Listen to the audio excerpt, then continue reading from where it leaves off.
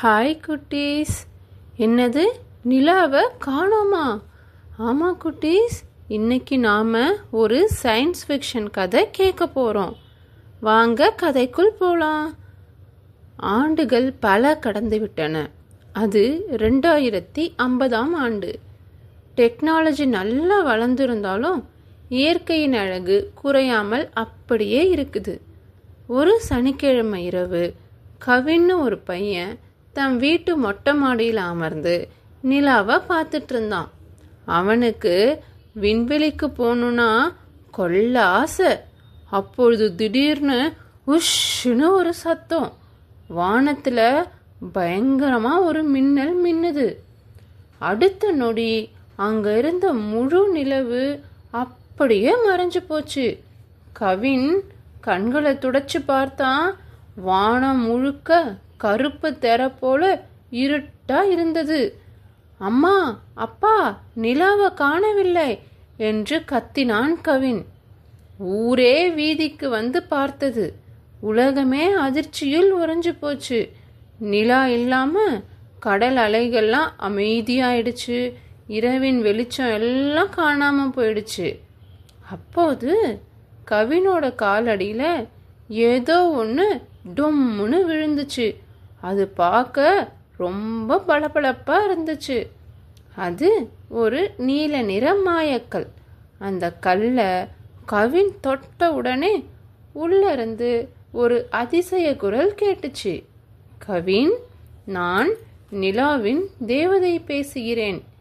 இருட்டு ராஜா நிலாவை கடத்தி சென்று விட்டான்.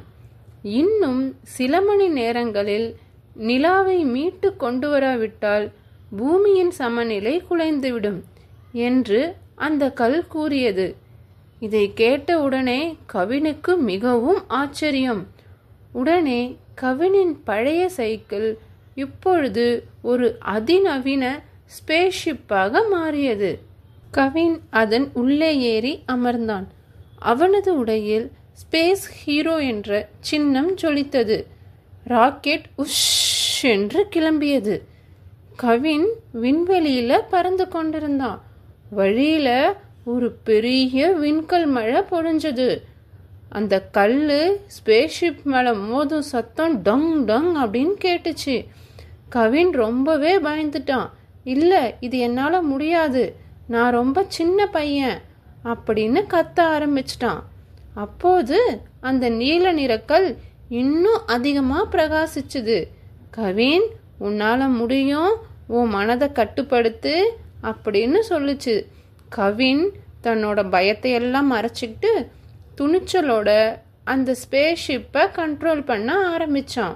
ஒரு வீடியோ கேம் விளையாடுற மாதிரி அந்த ஸ்பேஸ்ஷிப்பை ஹேண்டில் பண்ணி அந்த விண்கற்களையெல்லாம் தாண்டி அந்த டார்க் பிளானட், அந்த மர்மக்கோளை போய் அடைஞ்சான். அந்த மர்மக்கோள் முழுவதும் இரும்பு மாதிரி கருப்பா இருந்துச்சு. அங்க நிலாவை ஒரு பெரிய குகைக்குள்ள சங்கிலியால கட்டி வச்சிருந்தாங்க.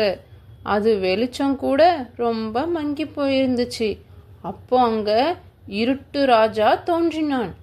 அவன் ஒரு மிக பெரிய நிழல் உருவம் போல இருந்தான். சிறுவனே, நிலா இனி எனக்கு சொந்தம். வெளிச்சம் எனக்கு பிடிக்காது.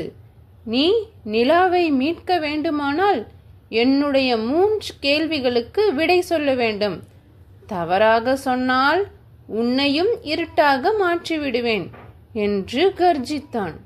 கவின் சற்றும் யோசிக்காமல், கண்டிப்பா நீங்க எத்தனை கேள்வி கேட்டாலும் நான் பதில் சொல்லுவேன், கேளுங்க அப்படின்னு சொன்னான். சரி, இதோ என்னுடைய முதல் விடுகதை. நான் ஓடுவேன், ஆனால் எனக்கு கால்கள் இல்லை. நான் அழுவேன், ஆனால் எனக்கு கண்கள் இல்லை.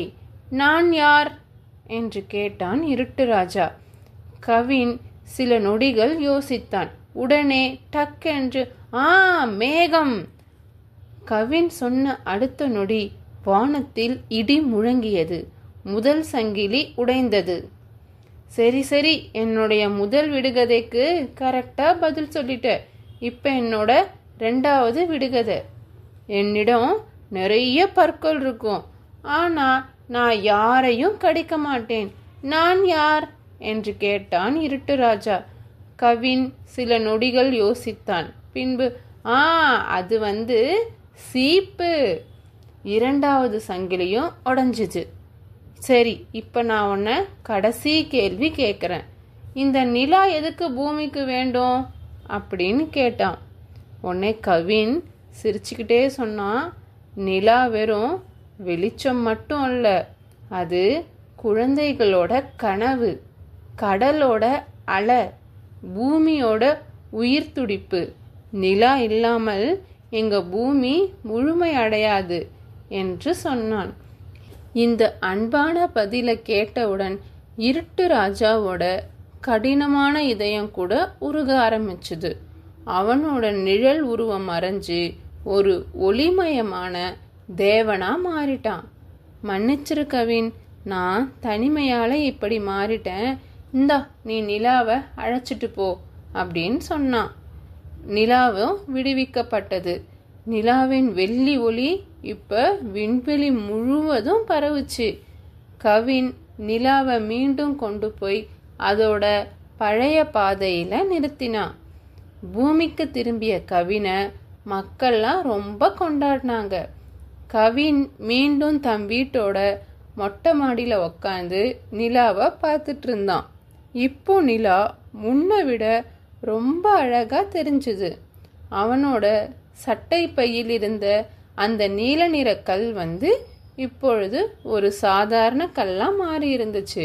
ஆனா கவின் மனதிற்குள்ள இருந்த துணிச்சல் என்றும் மறையாது. குட்டீஸ், இந்த கதையிலிருந்து நாம் என்ன தெரிஞ்சுக்கிறோம்? அறிவு கூர்மையும் மற்றவர் மீது அன்பா இருந்தா எப்பேற்பட்ட இருட்டையும் வெல்லலாம்.